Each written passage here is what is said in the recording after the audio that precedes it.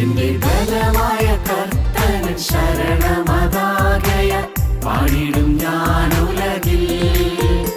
എന്റെ ബലമായ കർത്തനൻ ശരണമതാകയ പാടിടും ഞാനുലകിൽ. ഏറ്റമുറപ്പുള്ള മറവിടമാണെനിക്കെൻ പ്രിയൻ, ചാരിടും ഞാനവനിൽ. ഏറ്റമുറപ്പുള്ള മറവിടമാണെനിക്കെൻ പ്രിയൻ, ചാരിടും ഞാനവനിൽ. ഹല്ലേലൂയ ഗീതം പാടിടും ഞാനെന്റെ ജീവിതയാത്രയിൽ. എന്നെ അല്ലലഖിലവും തീർത്തിടും നോക്കിപ്പാർത്തിടും ഞാനുലകിൽ. ഹല്ലേലൂയ ഗീതം പാടിടും ഞാനെന്റെ ജീവിതയാത്രയിൽ. എന്നെ അല്ലലഖിലവും തീർത്തിടും നോക്കിപ്പാർത്തിടും ഞാനുലകിൽ.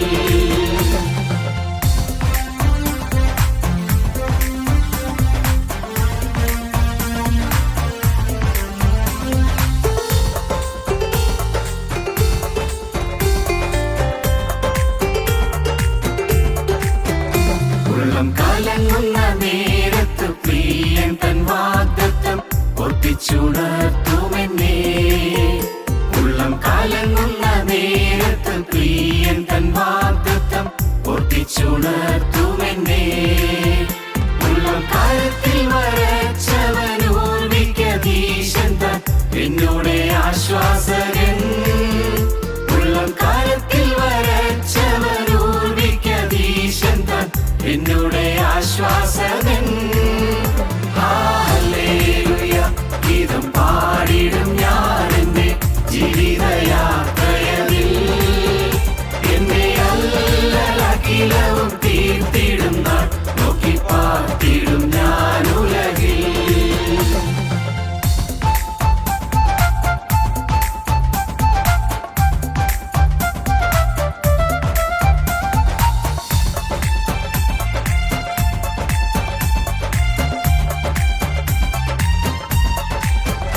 മാറും മനുജരെല്ലാം മഹിതല മധു തീജ്വാല ഇരയായി മാറുകിലും.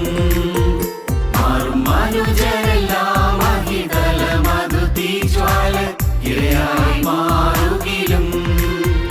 തിരുവാഗ്ദത്തങ്ങൾക്കേതും മാറ്റം വരില്ലവൻ വരവിന്നാളാസന്നമായി. തിരുവാഗ്ദത്തങ്ങൾക്കേതും മാറ്റം വരില്ലവൻ വരവിന്നാളാസന്നമായി. ഹല്ലേലൂയ ഗീതം പാടിടും ഞാനെന്റെ ജീവിതയാത്രയിൽ. എന്നെ അല്ലലഖിലവും തീർത്തിടും നോക്കിപ്പാർത്തിടും ഞാനുലകിൽ. ഹല്ലേലൂയ ഗീതം പാടിടും ഞാനെന്റെ ജീവിതയാത്രയിൽ. എന്നെ അല്ലലഖിലവും തീർത്തിടും നോക്കിപ്പാർത്തിടും ഞാനുലകിൽ. ഞങ്ങളും ക്രൂശിക്കപ്പെട്ട ക്രിസ്തുവിനെ പ്രസംഗിക്കുന്നു. ദൈവ തിരുനാമത്തിന് മഹത്വം ഉണ്ടാകട്ടെ. സംഖ്യാപുസ്തകം 32 അധ്യായം 23 വാക്യം. നിങ്ങളുടെ പാപത്തിൻ്റെ ഫലം നിങ്ങൾ അനുഭവിക്കും. പാപം ചെയ്തതിന് ശേഷം മനുഷ്യൻ എവിടെ മറഞ്ഞിരുന്നാലും അവന് ഒളിഞ്ഞിരിപ്പാൻ സാധ്യമല്ല. പാപം അവനെ കണ്ടെത്തും. പാപത്തിൻ്റെ ഫലം അവൻ അനുഭവിക്കേണ്ടി വരും. നിങ്ങളുടെ പാപത്തിൻ്റെ ഫലം നിങ്ങൾ അനുഭവിക്കും. Be sure your sin will find you out. നിശ്ചയമായും നിൻ്റെ പാപം നിന്നെ കണ്ടെത്തും. ഗലാത്യലേഖനം 6 അധ്യായം 7 വാക്യം. As you sow you reap. വിതയ്ക്കുന്നത് കൊയ്യും. വിതച്ചാൽ അത് തന്നെ കൊയ്യും. വിതച്ചാൽ അതിലേറെ കൊയ്യും. വിതച്ചാൽ പല നാളുകൾക്ക് ശേഷം കൊയ്യും. ദൈവത്തിൻ്റെ വലിയ നാമം മഹത്വപ്പെടട്ടെ. ദൈവത്തിന് സ്തോത്രം. പാപം മനുഷ്യനെ ഗ്രസിക്കുന്നത് അവൻ്റെ ഹൃദയത്തിൽ നിന്നാണ്. പാപം തുടങ്ങുന്നത് ഹൃദയത്തിലാണ്. പാപം തുടങ്ങുന്നത് വിചാരത്തിലും വികാരത്തിലുമാണ്. പാപം ചിന്തയിലാണ് ആരംഭിക്കുന്നത്. പാപം ഹൃദയത്തിൽ നിന്നാണ് തുടങ്ങുന്നത്. നമ്മുടെ കർത്താവ് പറയുകയുണ്ടായി, മർക്കോസിൻ്റെ സുവിശേഷം 6 അധ്യായം 15 വാക്യം വായിക്കുമ്പോൾ നാം കാണുന്നു, പുറത്തുനിന്ന് മനുഷ്യൻ്റെ അകത്ത് ചെല്ലുന്ന യാതൊന്നിനും അവനെ അശുദ്ധമാക്കുവാൻ കഴിയുകയില്ല. അവനിൽ നിന്ന് പുറപ്പെടുന്നതത്രേ മനുഷ്യനെ അശുദ്ധമാക്കുന്നത്. കേൾപ്പാൻ ചെവിയുള്ളവൻ കേൾക്കട്ടെ എന്ന് പറഞ്ഞു. വീണ്ടും 20-ാം വാക്യം മുതൽ, മനുഷ്യനിൽ നിന്ന് പുറപ്പെടുന്നതത്രേ മനുഷ്യനെ അശുദ്ധനാക്കുന്നത്. അകത്തുനിന്ന്, മനുഷ്യരുടെ ഹൃദയത്തിൽ നിന്ന് തന്നെ ദുശ്ചിന്ത, വ്യഭിചാരം, പരസംഗം, കൊലപാതകം, മോഷണം, അത്യാഗ്രഹം, ദുഷ്ടത, ചതി, ദുഷ്കർമ്മം, വിടക്കുകണ്ണ്, ദൂഷണം, അഹങ്കാരം, മൂഢത എന്നിവ പുറപ്പെടുന്നു. ഈ ദോഷങ്ങളെല്ലാം അകത്തുനിന്ന് പുറപ്പെട്ട് മനുഷ്യനെ അശുദ്ധനാക്കുന്നു എന്നും ക്രിസ്തു പറഞ്ഞു. ഇതേ ആശയം തന്നെ മത്തായിയുടെ സുവിശേഷം 15-ാം അധ്യായത്തിൽ നാം കാണുന്നുണ്ട്. 15-ാം അധ്യായം 11-ാം വാക്യം, കേട്ട് ഗ്രഹിച്ചുകൊള്ളുവീൻ, മനുഷ്യന് അശുദ്ധി വരുത്തുന്നത് വായിക്കകത്ത് ചെല്ലുന്നതല്ല, വായിൽ നിന്ന് പുറപ്പെടുന്നതത്രേ, അത് മനുഷ്യനെ അശുദ്ധമാക്കുന്നു. വീണ്ടും 17-ാം വാക്യം മുതൽ, വായിൽ നിന്ന് പുറപ്പെടുന്നതോ ഹൃദയത്തിൽ നിന്ന് വരുന്നു, അത് മനുഷ്യനെ അശുദ്ധമാക്കുന്നു. എങ്ങനെയെന്നാൽ ദുശ്ചിന്ത, കൊലപാതകം, വ്യഭിചാരം, പരസംഗം, മോഷണം, കള്ളസാക്ഷ്യം, ദൂഷണം എന്നിവ ഹൃദയത്തിൽ നിന്ന് പുറപ്പെട്ടു വരുന്നു. മനുഷ്യനെ അശുദ്ധമാക്കുന്നത് ഇതത്രേ, കഴുകാത്ത കൈകൊണ്ട് ഭക്ഷിക്കുന്നതോ മനുഷ്യനെ അശുദ്ധമാക്കുന്നില്ല. ബാഹ്യമായി ചെളി പുരളുന്നതോ വസ്ത്രത്തിൽ അല്പം ചെളി ഏശുന്നതോ അതല്ല അശുദ്ധി വരുത്തുന്നത്. മനുഷ്യൻ്റെ ഹൃദയത്തിൽ നിന്ന് വരുന്ന ചിന്തകൾ, അവൻ്റെ സകല പാപങ്ങളുടെയും ഉറവിടം ഹൃദയത്തിൽ നിന്നാണെന്ന് മനസ്സിലാക്കുമ്പോൾ നമുക്ക് ഗ്രഹിക്കാൻ കഴിയും. നമ്മുടെ ഹൃദയത്തിൽ നിന്ന് വരുന്ന ചിന്തകളിൽ പാപം നിൽക്കുന്നു. അതുകൊണ്ടാണ് ബെഞ്ചമിൻ ഡിസ്രേലി എന്ന് പറയുന്ന പ്രസിദ്ധനായ ഇംഗ്ലണ്ടിലെ പ്രധാനമന്ത്രി ഒരിക്കൽ പറഞ്ഞത്, nurture your mind with great thoughts. നിങ്ങളുടെ ഹൃദയത്തെ മഹത്താർന്ന ചിന്തകൾ കൊണ്ട് നിങ്ങൾ പരിപോഷിപ്പിക്കുക.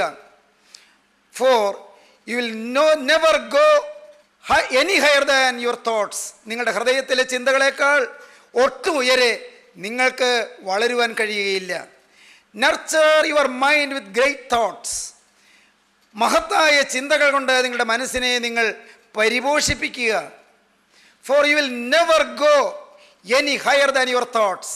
നിങ്ങളുടെ ചിന്തകളേക്കാൾ ഒട്ടും ഉയരത്തിൽ നിങ്ങൾക്ക് പൊങ്ങുവാൻ കഴിയുകയില്ല, നിങ്ങൾക്ക് വളരുവാൻ കഴിയുകയില്ല. ബഹുമാന്യനായ ഡിസ്രേലി, അദ്ദേഹം ഇംഗ്ലണ്ടിലെ പ്രതിനിധി സഭയിൽ ആദ്യമായി അംഗമായപ്പോൾ അദ്ദേഹം ഒരിക്കൽ പ്രസംഗിക്കാൻ എഴുന്നേറ്റു. അദ്ദേഹം പ്രസംഗിക്കാൻ എഴുന്നേറ്റിട്ട് ഒരു വാക്കും വരുന്നില്ല. അദ്ദേഹത്തിൻ്റെ കൂടെ ആ പ്രതിനിധി സഭയിൽ ഉണ്ടായിരുന്നവരെല്ലാവരും അദ്ദേഹത്തെ അവഹേളിച്ച് അദ്ദേഹത്തെ കൂവിയിരുത്തി അദ്ദേഹത്തെ പരിഹസിച്ച് ഇരുത്തി കഴിഞ്ഞപ്പോൾ അദ്ദേഹം ഇത്രയും മാത്രം പറഞ്ഞു. അദ്ദേഹം പറഞ്ഞത് ഇങ്ങനെയാണ്, there will be a time when you will all hear me.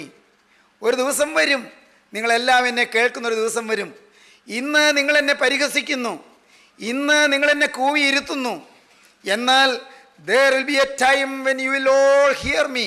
നിങ്ങളെല്ലാവരും എന്നെ കേൾക്കുന്ന ഒരു കാലം വരുന്നു. ബെഞ്ചമിൻ ഡിസ്രേലി മഹത്തായ ആശയങ്ങൾ പറഞ്ഞു. പിൽക്കാലത്ത് ഇംഗ്ലണ്ടിനെ വളരെ വിദഗ്ധമായി ഭരിച്ച ആ മഹാനായ രാഷ്ട്രമീമാംസകൻ, അദ്ദേഹം വളരെ അത്യുന്നതങ്ങളായ സംഭാവനകൾ ലോക ഭരണ കേന്ദ്രങ്ങൾക്ക് നൽകി. അദ്ദേഹം പറഞ്ഞു, nurture your mind with great thoughts. നിങ്ങളുടെ ഹൃദയത്തെ നല്ല ചിന്തകൾ കൊണ്ട് പരിപോഷിപ്പിക്കുക. ചിന്തകൾ നല്ലത് നമ്മുടെ ഹൃദയത്തിൽ വരണം. അതുകൊണ്ടാണ് ഒരാപ്തവാക്യം പറയുന്നത്, ഒരു മഹത് വചനം പറയുന്നത്, sow a thought reap an action, sow an action reap a habit, sow a habit reap a character, and sow a character reap your destiny. എന്താണ് അതിൻ്റെ അർത്ഥം? ഒരു ചിന്ത വിതയ്ക്കൂ, നിങ്ങൾ ഒരു പ്രവൃത്തി കൊയ്യും. ഒരേ ചിന്ത തന്നെ മനസ്സിൽ വെച്ചുകൊണ്ടിരുന്നാൽ അത് ക്രമേണ പ്രവൃത്തിയായി തീരും. Sow a thought reap an action. ഒരു ചിന്ത വിതയ്ക്കൂ, ഒരു പ്രവൃത്തി കൊയ്യും. സോ ആൻ ആക്ഷൻ, ഒരു പ്രവൃത്തി വിതയ്ക്കൂ, ഒരേ പ്രവൃത്തി തന്നെ ചെയ്തുകൊണ്ടിരിക്കൂ. റീപ്പ് എ ഹാബിറ്റ്, ഒരു ശീലമായി അത് മാറും. സോ എ ഹാബിറ്റ്, ഒരു ശീലം വിതയ്ക്കും, ഒരേ ശീലം തന്നെ തുടർന്നുകൊണ്ടിരിക്കുന്നു, എന്ത് സംഭവിക്കും? റീപ്പ് എ ക്യാരക്ടർ, ഒരു സ്വഭാവമായി മാറും. തീർന്നില്ല. സോ എ ക്യാരക്ടർ, ഒരു സ്വഭാവം വിതയ്ക്കൂ, ഒരേ സ്വഭാവം തുടർന്നുകൊണ്ടിരിക്കൂ. റീപ്പ് യുവർ ഡെസ്റ്റിനി. നിങ്ങളുടെ ഭാവി ഭാഗധേയം മുഴുവനും, ഭവിതവ്യത മുഴുവനും, ഭാവി മുഴുവനും, ഭവിഷ്യത്ത് എന്താകും? എല്ലാം അപകടപൂർണമായി തീരും. സഹോദരീ സഹോദരങ്ങളെ, എന്താണ് പറഞ്ഞത്? ഹൃദയത്തിൽ നിന്നാണ് പാപം വരുന്നത്, മനുഷ്യ മനസ്സിൽ നിന്നാണ് പാപം വരുന്നത്, ചിന്തയിലാണ് പാപം തുടങ്ങുന്നത്. പ്രവൃത്തിയിൽ വരാത്തപ്പോഴും മനുഷ്യനിൽ പാപമുണ്ട്, പ്രവൃത്തിയിലോ വാക്കിലോ വരാത്തപ്പോഴും മനുഷ്യൻ്റെ പ്രകൃതിയിൽ പാപമുണ്ട്, സ്വഭാവത്തിൽ പാപമുണ്ട്, മനുഷ്യൻ്റെ രക്തത്തിൽ പാപമുണ്ട്. പൂർവീകമായി മനുഷ്യനിൽ തലമുറയായി പകർന്നു വന്ന പാപത്തിൻ്റെ പ്രവണതകളുണ്ട്, പാപത്തിൻ്റെ പ്രത്യേകമായ ചലനങ്ങളുണ്ട്, പാപത്തിൻ്റെ പ്രകൃതിയുണ്ട്. Nature, sinful nature is there. പാപത്തിൻ്റെ പ്രകൃതി അവിടെയുണ്ട്. അതുകൊണ്ടാണ് യിരെമ്യാ പ്രവാചകൻ പറഞ്ഞത്, യിരെമ്യാ 17-ാം അധ്യായം 9-ാം വാക്യം, ഹൃദയം എല്ലാറ്റിനേക്കാളും കപടവും വിഷമവും ഉള്ളത്, അത് ആരാഞ്ഞറിയുന്നവനാര്? യഹോവയായ ഞാൻ ഹൃദയത്തെ ശോധന ചെയ്ത് അന്തരംഗങ്ങളെ പരീക്ഷിച്ച് ഓരോരുത്തന് അവനവൻ്റെ നടപ്പിനും പ്രവൃത്തിയുടെ ഫലത്തിനും തക്കവണ്ണം കൊടുക്കുന്നു. ഹൃദയം എല്ലാറ്റിനേക്കാളും കപടവും വിഷമവും ഉള്ളത്. ഹൃദയമാണ് കപടമുള്ളത്. കാപട്യം, വഞ്ചന, ചതി എല്ലാം ഹൃദയത്തിലാണ് തുടങ്ങുന്നത്. പ്രവൃത്തിയിലേക്ക് വരുന്നതിന് മുൻപ് ഹൃദയത്തിൽ അത് തുടങ്ങുന്നു. ഹൃദയത്തിൽ നിന്ന്, ചിന്തയിൽ നിന്ന്, വിചാരത്തിൽ നിന്ന്, വികാരത്തിൽ നിന്ന് അത് വാക്കുകളിലേക്ക് പടരാം, അത് പ്രവൃത്തികളിലേക്ക് വരാം.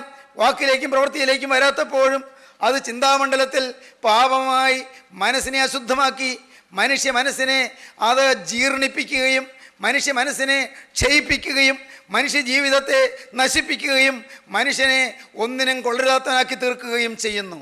പാപം ഭയാനകമാണ്, പാപം അപകടകരമാണ്, പാപം നാശത്തെ ക്ഷണിച്ചു വരുത്തുന്നതാണ്, പാപം ശാപകരമാണ്.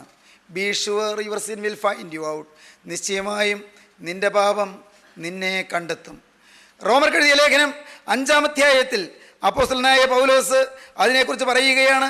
5-ാം അധ്യായത്തിൽ പാപത്തിൻ്റെ ഉറവിടത്തെക്കുറിച്ചും പാപം മനുഷ്യനെ ഗ്രസിച്ചതിനെക്കുറിച്ചും അപ്പോസ്തലൻ പറയുകയാണ്. ഏകമനുഷ്യനാൽ പാപവും പാപത്താൽ മരണവും ലോകത്തിൽ കടന്നു. ഇങ്ങനെ എല്ലാവരും പാപം ചെയ്യുകയാൽ മരണം സകല മനുഷ്യരിലും പരന്നിരിക്കുന്നു. റോമർ ലേഖനം 5-ാം അധ്യായം 12-ാം വാക്യം മുതൽ, ഏകമനുഷ്യനാൽ പാപവും പാപത്താൽ മരണവും ലോകത്തിൽ കടന്നു. ഇങ്ങനെ എല്ലാവരും പാപം ചെയ്യുകയാൽ മരണം സകല മനുഷ്യരിലും പരന്നിരിക്കുന്നു. വീണ്ടും 15-ാം വാക്യം, ഏകന്റെ ലംഘനത്താൽ അനേകർ മരിച്ചു എങ്കിൽ ദൈവകൃപയും ഏകമനുഷ്യനായ യേശുക്രിസ്തുവിന്റെ കൃപയാലുള്ള ദാനവും അനേകർക്ക് വേണ്ടി ഏറ്റവും അധികം കവിഞ്ഞിരിക്കുന്നു. ഏകൻ പാപം ചെയ്തതിൻ്റെ ഫലവും ദാനത്തിൻ്റെ കാര്യം ഒരുപോലെയല്ല. ഏകൻ്റെ പാപം ശിക്ഷാവിധി കൽപ്പിപ്പാൻ ഹേതുവായി തീർന്നു. കൃപാവരമോ അനേക ലംഘനങ്ങളെ മോചിക്കുന്ന നീതീകരണ വിധിക്ക് ഹേതുവായി തീർന്നു. ഏകൻ്റെ ലംഘനത്താൽ മരണം ആ ഏകൻ നിമിത്തം വാണുവെങ്കിൽ കൃപയുടെയും നീതിദാനത്തിൻ്റെയും സമൃദ്ധി ലഭിക്കുന്നവർ യേശുക്രിസ്തു എന്ന ഏകൻ നിമിത്തം ഏറ്റവും അധികമായി ജീവനിൽ വാഴും. അങ്ങനെ ഏകലംഘനത്താൽ സകല മനുഷ്യർക്കും ശിക്ഷാവിധി വന്നതുപോലെ ഏകനീതിയാൽ സകല മനുഷ്യർക്കും ജീവകാരണമായ നീതീകരണവും വന്നു.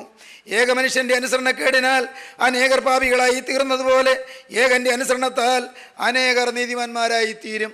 ഏകമനുഷ്യൻ്റെ അനുസരണക്കേടിനാൽ അനേകർ പാപികളായി തീർന്നതുപോലെ ഏകൻ്റെ അനുസരണത്താൽ അനേകർ നീതിമാന്മാരായി തീരും. ഞാനൊരു കഥ വായിച്ച് കേട്ടിട്ടുണ്ട്. അത് കഥയെന്ന് പറയാനാണ് എനിക്ക് താല്പര്യം, അങ്ങനെ നടന്നതല്ലെന്ന് പറയാനാണ് എനിക്ക് താല്പര്യം. പക്ഷേ ആ കഥ നടന്നതാകട്ടെ നടന്നതാകാതിരിക്കട്ടെ, പക്ഷേ അതിനകത്ത് നിന്ന് വളരെ മങ്ങിയ ഒരാശയം, കർത്താവായ യേശുക്രിസ്തു സഹിച്ച ത്യാഗമരണം മൂലം മനുഷ്യജാതിയെ രക്ഷിക്കുകയും വിടുവിക്കുകയും ചെയ്തതായ ആ മഹത്തായ സ്വർഗീയ രക്ഷാ പ്രവർത്തന പദ്ധതിയുടെ ഏകദേശമായ ഒരു വിവരണം നമുക്ക് ലഭിക്കാൻ സാധ്യതയുണ്ട്. സംഭവകഥ ഇങ്ങനെയാണ്. ഒരു വലിയ കായൽ, വലിയൊരു ജലാശയം, ബോട്ടുണ്ട്, കുറേയേറെ ആളുകൾ ബോട്ടിലുണ്ട്. ഇക്കരെ നിന്ന് അക്കരയ്ക്ക് പോവുകയാണ്. കുറേയേറെ ആളുകളുണ്ട്, നല്ല നിറയെ ആളുകളുണ്ട്.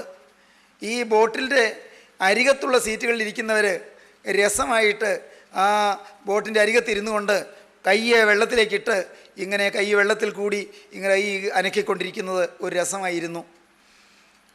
ഒരു അപ്പൻ്റെ മടിയിൽ ഒരു ഓമന മകൻ ഇരിക്കുകയായിരുന്നു അരികത്തെ സീറ്റിൽ. ആ മോനും പലരും ചെയ്യുന്നത് പോലെ അവനും കൈ ഇങ്ങനെ വെള്ളത്തിലിട്ട് ആട്ടിക്കൊണ്ടിരുന്നു. വലിയ ജലാശയമാണ്.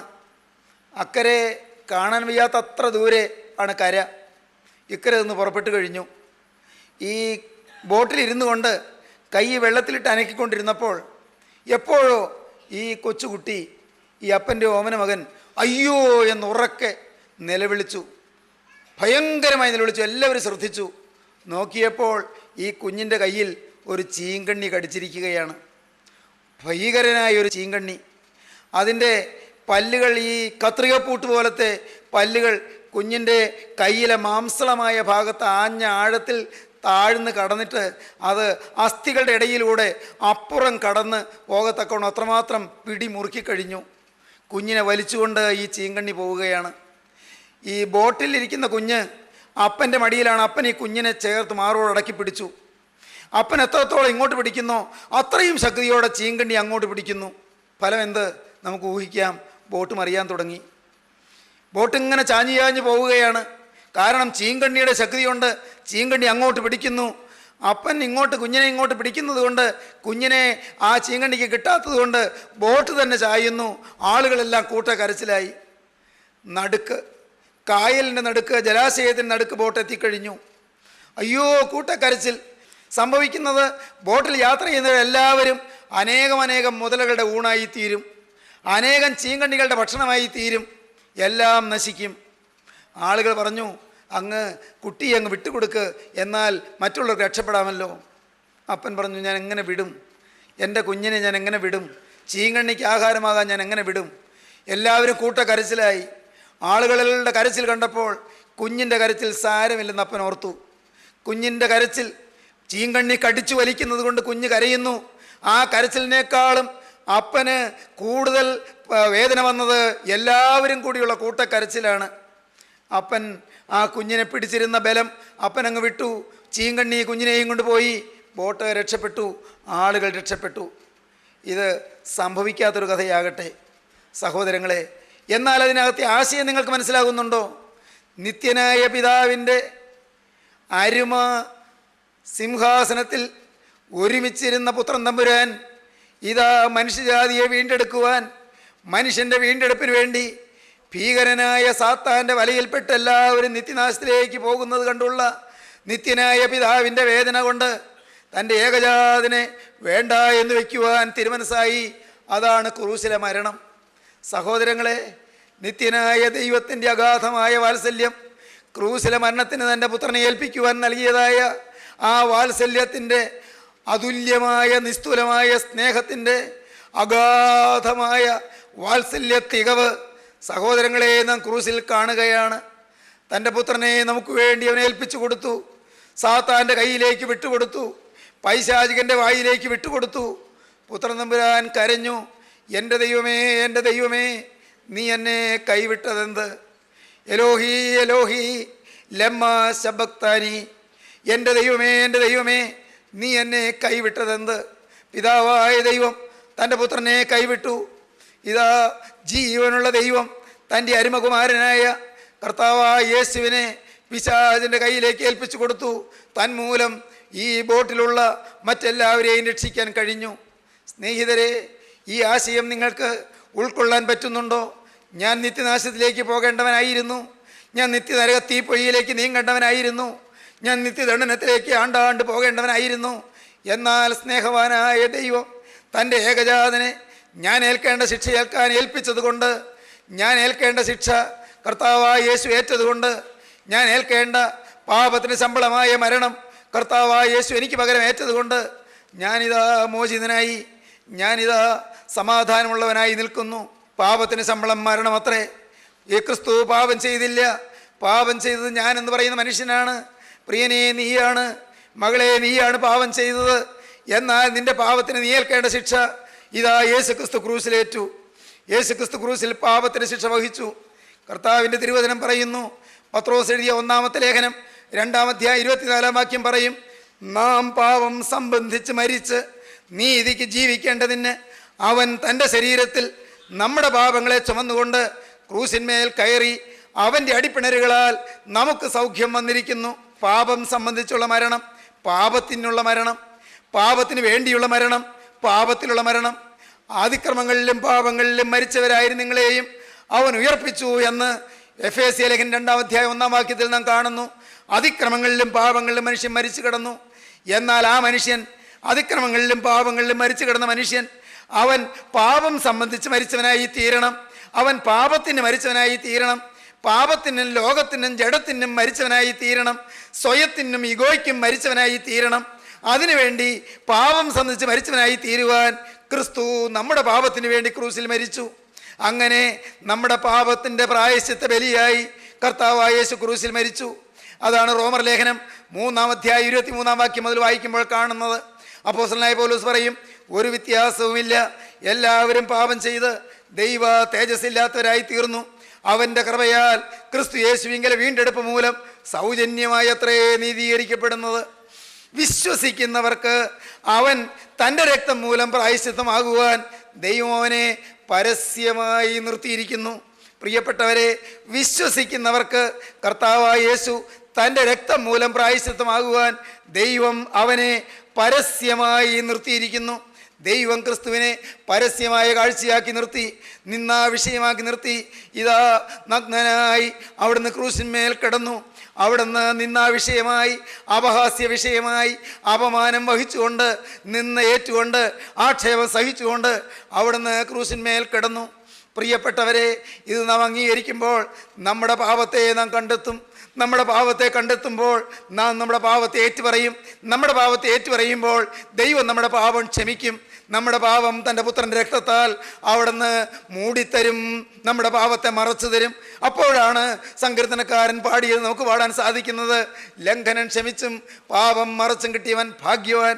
യഹോവ അകൃത്യം കണക്കിടാതെയും ആത്മാവിൽ കപടമില്ലാതെയും ഇരിക്കുന്ന മനുഷ്യൻ ഭാഗ്യവാൻ. സഹോദരങ്ങളെ, വേറൊരു സംഭവകഥ കേട്ടു. അതും നടന്നതാകാതിരിക്കട്ടെ, സംഭവ്യമാകണമെന്നില്ല. സംഭവിച്ചതാണോ എന്ന് അറിഞ്ഞുകൂടാ. കേൾക്കൂ, അതും ഒരു കഥയാണ്. അതിനും നല്ലൊരാശയമുണ്ട്. ഒരു വീട്ടിൽ അപ്പന് 2 ആൺമക്കളാണ്. മക്കൾ നാട്ടിൽ കുഗ്രാമത്തിൽ കൃഷിയാണ് അപ്പൻ്റെ തൊഴിൽ. മക്കൾ അധികം പഠിക്കുന്നതിന് മുൻപ് അപ്പൻ മരിക്കാനിടയായി. പക്ഷേ മരിക്കുന്നതിന് മുൻപ് അപ്പൻ മൂത്ത മോനെ അടുക്ക വിളിച്ചു, മോനെ, നീ കൃഷി കാര്യങ്ങളൊക്കെ നോക്ക്, നിൻ്റെ അനുജനെ നീ നോക്കണം. ഞാൻ മരിച്ചു പോവുകയല്ലേ, നിങ്ങളുടെ അമ്മ നേരത്തെ മരിച്ചു കഴിഞ്ഞു, ഞാൻ മരിച്ചു പോവുകയാണ്. മോനെ, അത് കഴിഞ്ഞാൽ ഈ കുടുംബത്തിൻ്റെ ചുമതല നീ ഏറ്റെടുക്കണം. അനിയനെ നീ വളർത്തണം, അവനെ നീ പഠിപ്പിക്കണം, അവനെ നീ വലിയവനാക്കണം, അവന് നല്ല ജോലി കിട്ടണം, അവന് സർക്കാരിൻ്റെ ശമ്പളം മേടിക്കണം. മോനെ, നീ അതിനുവേണ്ടി ഇത്തിരി ത്യാഗം സഹിച്ചോളൂ, എൻ്റെ അനുഗ്രഹമെല്ലാം നിനക്കുണ്ടായിരിക്കും. ആ മൂത്ത മോൻ അപ്പൻ പറഞ്ഞത് അപ്പാടെ അനുസരിച്ചു. ഈ മൂത്ത മോൻ പിന്നെ പഠിക്കാൻ പോയില്ല. അവൻ കൃഷി കാര്യങ്ങളെല്ലാം നോക്കി. അനിയനെ പട്ടണത്തിൽ വിട്ട് പഠിപ്പിച്ചു. അനിയൻ ബഹുമിടുക്കനായി പഠിച്ചു, ഉയർന്ന ഉദ്യോഗം സമ്പാദിച്ചു, നല്ല ശമ്പളവും വരുമാനവുമായി. പണവും പ്രതാപവും ആയപ്പോൾ നല്ലൊരു വിവാഹാലോചന വന്നു. പട്ടണ പരിഷ്കാരത്തിൻ്റെ ധാടിയിലും മോടിയിലും വസിക്കുന്ന ഒരു സുന്ദരിയായ പെൺകുട്ടി അവൻ വിവാഹം കഴിക്കാൻ പറ്റി. അവൻ പട്ടണത്തിൽ വലിയൊരു ബംഗ്ലാവ് വാങ്ങിച്ച് അവിടെ താമസമാക്കി. വല്ലപ്പോഴും ഒരിക്കൽ അവൻ നാട്ടിൽ വരും, ചേട്ടനെ ഒന്ന് കാണാൻ വരും. പക്ഷേ ക്രമേണ ഈ അനിയൻ പണത്തിൻ്റെ പെരുപ്പം കൊണ്ടും മതിപ്പ് കൊണ്ടും പൊളപ്പ് കൊണ്ടും മദ്യപാനത്തിൻ്റെ ഭീകരമായ ആക്രമണം കൊണ്ടുമെല്ലാം അവൻ പയ്യെ പയ്യെ പാപത്തിലേക്ക് അങ്ങ് പോയിട്ട് ദുർവൃത്തനായി തീർന്നു. അവൻ ചീത്ത കൂട്ടുകെട്ടിൽ പെടാൻ തുടങ്ങി. എല്ലാ അഴുക്കിലും വൃത്തികേട്ടിലും ജീവിക്കാൻ തുടങ്ങി. പണമുണ്ട്, പ്രതാപമുണ്ട്, അധികാരമുണ്ട്, പേരുണ്ട്, പെരുമയുണ്ട്. അവൻ തോന്നിയതുപോലെ ജീവിക്കാൻ തുടങ്ങി. സംഭവിച്ചത് എന്താണെന്നോ, അവൻ ചീട്ടുകളി സംഘത്തിൽപ്പെട്ടു. കൂട്ടുകൂടി ചീട്ട് കളിക്കും, പണം വെച്ച് ചീട്ട് കളിക്കും, തുകകൾ നല്ലതുപോലെ നഷ്ടപ്പെടും. ഒരവസരത്തിൽ ചീട്ട് കളിച്ചപ്പോൾ വലിയൊരു തുക അവന് നഷ്ടമായി. അപ്പോൾ പിന്നെ കള്ളക്കളി കളിക്കാൻ തുടങ്ങി. ചീട്ടുകളിയിൽ കള്ളക്കളി കളിച്ചപ്പോൾ അത് മറ്റുള്ളവർ കണ്ടു. വാക്കേറ്റമായി, വഴക്കായി, തമ്മിത്തല്ലായി, അടിപിടിയായി, ഒടുവിൽ കത്തിക്കുത്തുമായി. ഈ ഉയർന്ന ഉദ്യോഗസ്ഥനായ ഈ അനുജനുണ്ടല്ലോ, അവൻ ഒരാളെ കുത്തിക്കൊന്നു. അവൻ ആ ആൾ മരിച്ചു എന്ന് അറിഞ്ഞതോടെ അവൻ ആ കത്തിയും കയ്യിൽ എന്തിക്കൊണ്ട് അവൻ വേഗം ഓടി നാട്ടിലേക്ക്. കുഗ്രാമത്തിൽ ചേട്ടൻ വസിക്കുന്ന വീട്ടിലേക്ക് ചെന്ന് രാത്രിയിൽ വീടിൻ്റെ വാതിക്കൽ തട്ടി. ചേട്ടൻ വാതിൽ തുറന്നു നോക്കുമ്പോൾ അനിയൻ ചോരയിൽ കുളിച്ചു നിൽക്കുന്നു, കയ്യിൽ കഠാര. മോനെ, എന്തു പറ്റി? ചേട്ടാ, അബദ്ധം പറ്റിപ്പോയി. ഞാൻ ചീട്ട് കളിച്ചപ്പോൾ വഴക്ക് മൂത്ത ഒരാളെ കുത്തിപ്പോയി, അവന് ചത്തുപോയി. പോലീസ് പിറകെ വരുന്നുണ്ട്, ചേട്ടൻ രക്ഷിക്കണം.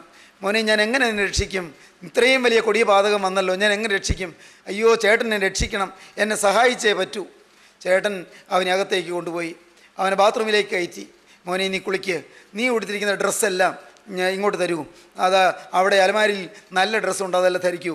ഈ ചോര പുരണ്ട കത്തിയും ഈ അനിയൻ്റെ ഡ്രസ്സും എല്ലാമായി ചേട്ടൻ വാതുക്കൽ നിന്നു.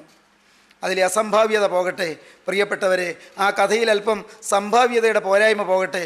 ഈ ചേട്ടൻ വാതുക്കൽ നിന്നു. പോലീസ് വന്നു, കയ്യോടെ പിടികൂടി, തൊണ്ടിയോടെ പിടികൂടി. കൊല്ലാൻ ഉപയോഗിച്ച കത്തി കയ്യിലുണ്ട്, ആ വേഷവും ആ ഡ്രസ്സും എല്ലാം ഉണ്ട്. ഈ ചേട്ടൻ ഇതാ കുറ്റവാളിയായി പിടിക്കപ്പെട്ടു. വിസ്താരം അധികം വേണ്ടി വന്നില്ല. ചേട്ടൻ കുറ്റമെല്ലാം സമ്മതിച്ചു. ഞാൻ കൊന്നു സമ്മതിച്ചു. ശിക്ഷയ്ക്ക് വിധിച്ചു. തൂക്കിക്കൊല്ലാനാണ് വിധി. ചുരുക്കി പറയട്ടെ, അവനെ തൂക്കിക്കൊല്ലുന്നതിൻ്റെ തലേന്ന് മജിസ്ട്രേറ്റ് ചോദിച്ചു, അന്ത്യാഭിലാഷം വല്ലതുമുണ്ടോ, ഒടുവിലായി എന്തെങ്കിലും ആഗ്രഹമുണ്ടോ? ഉണ്ട്, എനിക്കൊരു സഹോദരനുണ്ട്, അത് എൻ്റെ നാട്ടിൽ വീട്ടിലാണ്. എനിക്ക് അവനെ കണ്ട് രഹസ്യമായി ഒരു കാര്യം പറയാനുണ്ട്. വരുത്തി തൂക്കിക്കൊല്ലുന്നതിന് രാവിലെ 5 മണിക്ക് തൂക്കിക്കൊല്ലാൻ കൊണ്ടുപോകണം. 4 മണിക്ക് അനിയൻ ജയിലിൽ നിന്ന് ജീപ്പ് വിട്ട് വരുത്തി. ഈ അനിയൻ വന്നു. ചേട്ടൻ അനിയൻ ഒരു ഭാഗത്തേക്ക് മാറ്റിക്കൊണ്ടുപോയി രഹസ്യമായി എൻ്റെ ചെവിയിൽ പറഞ്ഞു, മോനെ, ഇന്ന് നിൻ്റെ പാപത്തിൻ്റെ ശിക്ഷ ഞാൻ വഹിച്ച് നിനക്ക് വേണ്ടി ഞാൻ മരിക്കാൻ പോവുകയാണ്. ഒരു കാര്യം നിന്നോട് പറയാനാണ് വിളിച്ചത്. ഇപ്പോൾ ഞാൻ നിനക്ക് വേണ്ടി മരിക്കുന്നു. ഇനി നീ ആ തെറ്റ് ചെയ്താൽ നിനക്ക് വേണ്ടി മരിക്കാൻ വേറൊരു സഹോദരനില്ല. ദൈവത്തിൻ്റെ വലിയ നാമം മഹത്വപ്പെടട്ടെ. എൻ്റെ സഹോദരങ്ങളെ, നിങ്ങൾക്ക് മനസ്സിലായോ? കർത്താവായ യേശു നമുക്ക് വേണ്ടി മരിച്ചു. നമ്മുടെ പാപം മുഴുവൻ അവൻ ഏറ്റു. അവൻ കുറ്റം ചെയ്തില്ല, അവൻ നിരപരാധിയാണ്, അവൻ പാപം തീണ്ടാത്തവനാണ്. നിങ്ങളാരെന്നെ പാപത്തെക്കുറിച്ച് ബോധം വരുത്തുമെന്ന് വെല്ലുവിളിച്ചവനാണ് കർത്താവായ യേശു. പവിത്രൻ, നിർദോഷൻ, നിർമ്മലൻ, പാപികളോട് വേർവിട്ടവൻ, സ്വർഗത്തേക്കാൾ ഉന്നതനായി തീർന്നവൻ കർത്താവായ യേശു പവിത്രനാണ്, നിർദോഷനാണ്, നിർമ്മലനാണ്, പാപികളോട് വേർവിട്ടവനാണ്. അവൻ പാപത്തിന് ശിക്ഷ ഏൽക്കേണ്ടവനല്ല. എന്നാൽ മകനെ, നിനക്ക് കൊലമര ഒഴിവാക്കുവാൻ, നിത്യയാതന ഒഴിവാക്കുവാൻ അവൻ നിനക്ക് വേണ്ടി മരിച്ചിരിക്കുന്നു. Be sure your sin will find you out. നിശ്ചയമായി നിന്റെ പാപം നിന്നെ കണ്ടെത്തും. As you sow so you reap. നീ വിതയ്ക്കുന്നത് നീ കൊയ്യും. വിതച്ചാൽ അത് തന്നെ കൊയ്യും. വിതച്ചാൽ അതിലേറെ കൊയ്യും. വിതച്ചാൽ പല നാളുകൾക്ക് ശേഷം കൊയ്യും. ആകയാൽ ദൈവജനമേ, ഇപ്പോൾ നിങ്ങൾ ഓരോരുത്തരും തീരുമാനമെടുക്കുവിൻ. ഞാൻ എൻ്റെ പാപത്തെ കണ്ടെത്തും. എൻ്റെ യേശു എനിക്ക് വേണ്ടി ക്രൂസിൽ മരിച്ചതിനാൽ ഇന്നു മുതൽ ഞാൻ ഒരു പുതിയ മനുഷ്യനായി ജീവിക്കും. ഇനിമേൽ പാപമില്ല, ഞാൻ ജീവിക്കും. ഇന്നു മുതൽ പുതിയ സൃഷ്ടിയായി ഞാൻ ജീവിക്കും. ഒരുത്തൻ ക്രിസ്തുവിലായാൽ അവൻ പുതിയ സൃഷ്ടിയാകുന്നു. പഴയത് കഴിഞ്ഞുപോയി, ഇതാത് പുതുതായി തീർന്നിരിക്കുന്നു. അതിനൊക്കെയും ദൈവം തന്നെ കാരണഭൂതൻ. നാഥാ, ഇതാ ഞാൻ എന്നെ തന്നെ നിനക്ക് തരുന്നു. എൻ്റെ ഭാവി ഇതിനെ ഏൽപ്പിക്കുന്നു. പാപം തീണ്ടാത്തൊരു പുതിയ ജീവിതം ഞാൻ നയിക്കും. ഇന്നു മുതൽ പുതിയ മനുഷ്യനായി ഞാൻ ജീവിക്കും. വന്നുപോയ പാപങ്ങൾ ഏറ്റുപറഞ്ഞ് ഉപേക്ഷിച്ച് നാഥാ, വിശുദ്ധിയുള്ളവർക്കും വെടിപ്പുള്ളവർക്കും മാത്രം കൊടുക്കുന്ന വിശുദ്ധതകൾ സ്വീകരിച്ച് വിശുദ്ധിയുടെ പ്രവാചകനായി ഞാൻ ഈ തലമുറയിൽ ജീവിക്കും. ഉടയവനെ, നിന്റെ സന്നിധിയിലേക്ക് ഇവിടെ കയറി വരുവേൻ എന്നുള്ള ശബ്ദം കേൾക്കുന്നത് വരെയും ഒരു വിശുദ്ധനായി ഈ ഭൂമിയിൽ ഞാൻ ജീവിക്കും. ദൈവജനമേ, തീരുമാനമെടുക്കുവീൻ. മകനെ, തീരുമാനമെടുക്കുവീൻ. മകളെ, പ്രതിഷ്ഠിക്കുവീൻ. പുതിയ ജീവിതം തുടങ്ങുവീൻ. ദൈവത്തോട് വാക്ക് പറയുവീൻ. യേശുവേ, നീ എനിക്ക് വേണ്ടി മരിച്ചതിനാൽ ഇന്നു മുതൽ ഞാൻ നിനക്കായി ജീവിക്കും. നമുക്ക് പ്രാർത്ഥിക്കാം.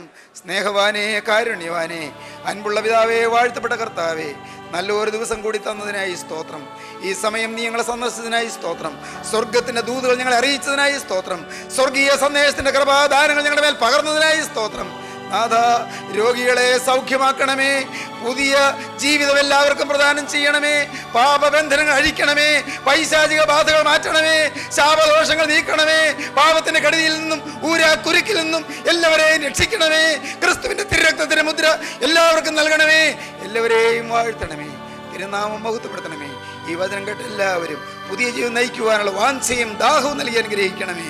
സകലവും ഞങ്ങൾക്കായി ജീവൻ വെച്ച് ഇന്നും ഞങ്ങൾക്ക് വേണ്ടി ജീവിക്കുന്ന ഞങ്ങളുടെ കർത്താവായ യേശുവിൻ്റെ മഹത്വമേറിയ നാമത്തിൽ താഴ്മയോടെ പ്രാർത്ഥിക്കുന്ന കൃപയോടെ കേൾക്കണമേ.